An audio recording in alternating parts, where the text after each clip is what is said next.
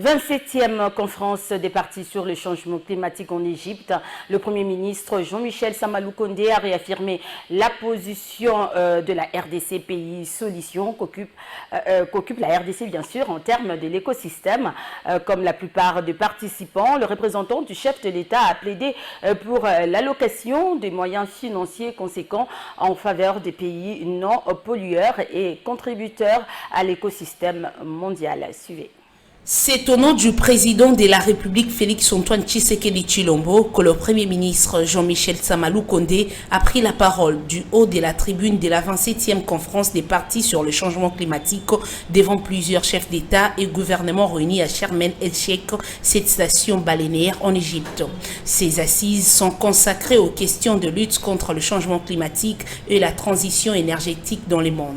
Dans son speech, le Premier ministre Sama Lukonde a souligné dès l'entame que la République démocratique du Congo et son président, M. Félix-Antoine Tshisekedi, ont fait de la lutte contre le changement climatique une des priorités nationales et que le gouvernement qu'il dirige a pour mission de renforcer la participation de la RDC aux efforts globaux de lutte contre le changement climatique en améliorant les cas échéants la gouvernance des immenses ressources forestières et hydriques. Tout en saluant l'initiative du Royaume-Uni en rapport avec les finances nécessaires en faveur des pays non pollueurs qui contribuent à l'écosystème mondial, le Premier ministre Jean-Michel Sama Lukonde a réaffirmé la position des pays solutions qu'occupe la République démocratique du Congo dans cette bataille planétaire contre les dérèglements climatiques en mettant tout son potentiel ressources naturelles face aux gaz à effet de serre. La RDC apporte des solutions certes, mais elle a aussi besoin de répondre aux attentes de sa population, a-t-il insisté du haut de la tribune de la COP27.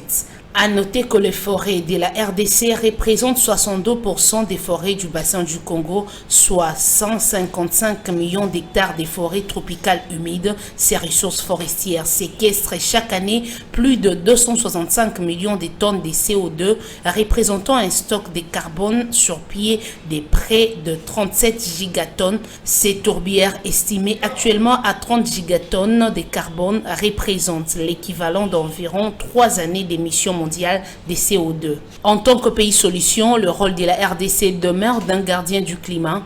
En effet, les dirigeants congolais ont pris conscience des relations existantes entre les ressources naturelles et les changements climatiques. Vous l'avez certainement vu, une vidéo montrant les députés nationaux